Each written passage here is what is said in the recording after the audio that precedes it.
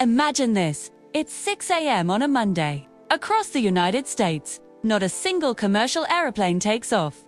No departures from Hartsfield-Jackson Atlanta International Airport. No Reddy's landing at Los Angeles International Airport. No business flights lifting off from O'Hare International Airport. Air traffic control screens go quiet. Runways sit empty. And 45,000 flights that normally operate each day drop to zero.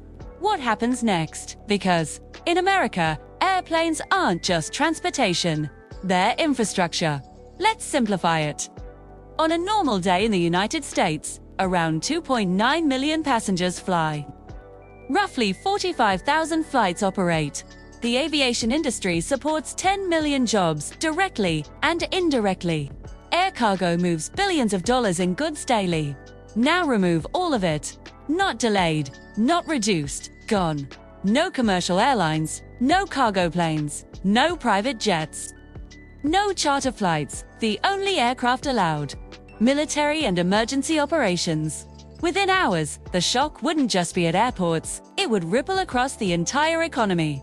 Yes, on September 11, 2001, after the attacks, the US government ordered an immediate nationwide ground stop. Under the authority of the Federal Aviation Administration, all civilian aircraft were grounded. For the first time in history, American skies were empty. The shutdown lasted roughly 3 days. The economic cost, an estimated $1 to $2 billion per day in losses. And that was in 2001, when the aviation system was smaller than today. Now, fast forward to the COVID-19 crisis. Flights didn't fully stop, but they dropped by nearly 90% at their lowest point. Airlines burned through billions of dollars per month just to survive. Though total grounding happened today, in 2026, the financial impact would likely exceed $3 to $5 billion per day. And that's just the visible cost. Airports would instantly become crowded holding zones.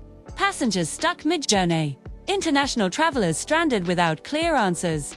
Airlines would have to refund or rebook millions of tickets.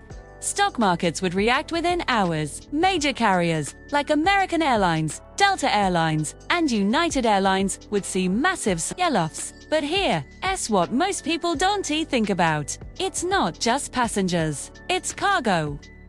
About 1/3 of US air cargo by value travels in the belly of passenger planes. That includes medical supplies, high-value electronics, pharmaceuticals, critical machine parts. Companies like FedEx and UPS would scramble to reroute shipments, but without aircraft, their systems collapse. Hospitals could begin facing shortages within days. Tech manufacturers relying on just-in-time parts would pause production. Overnight shipping gone.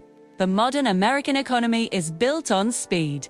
Airplanes are its bloodstream. Within a week, fresh seafood from Alaska never reaches restaurants in New York.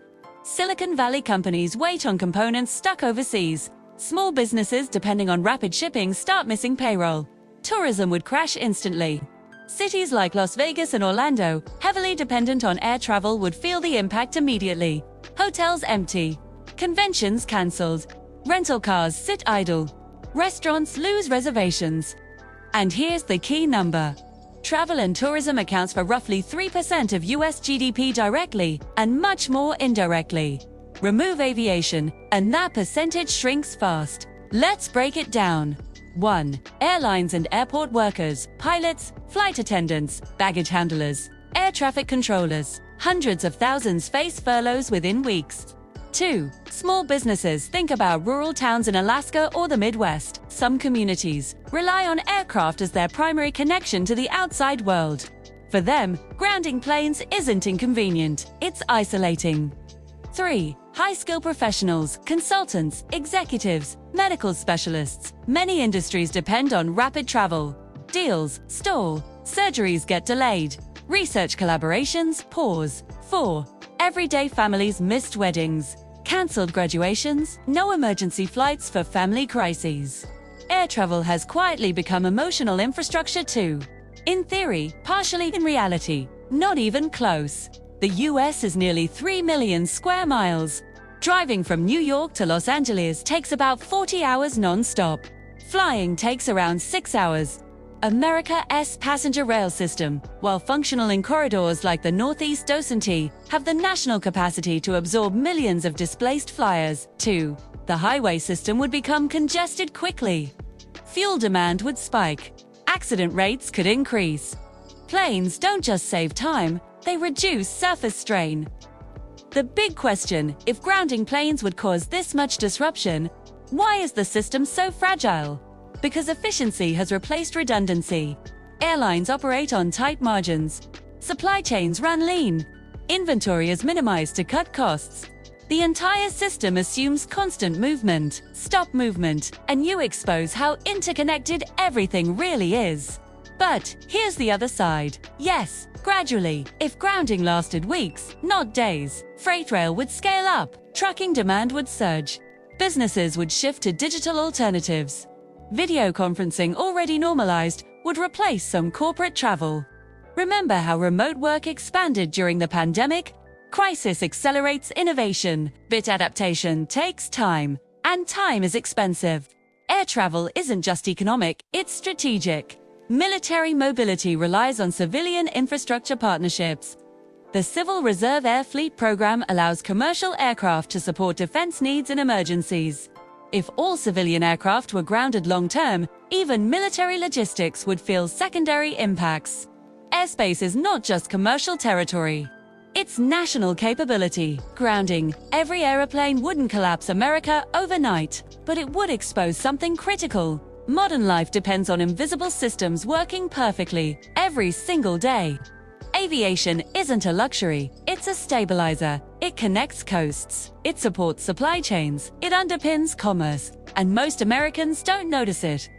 Until it stops. Would the US survive a total grounding? Yes, but the cost would be enormous. Billions per day in losses, millions disrupted, supply chains strained, communities isolated. The skies might look peaceful, but on the ground, the economy would be scrambling. The real lesson. Resilience matters as much as efficiency, because when a system becomes too optimized, it can also become too fragile. Next time you see a plane crossing overhead, think about what it represents. Not just a trip, but a network, a system, a moving piece of a massive national machine. Here's the question I'll leave you with. If something as routine as daily flights can shape an entire economy, what other normal systems are we taking for granted right now? This is USA Uncovered.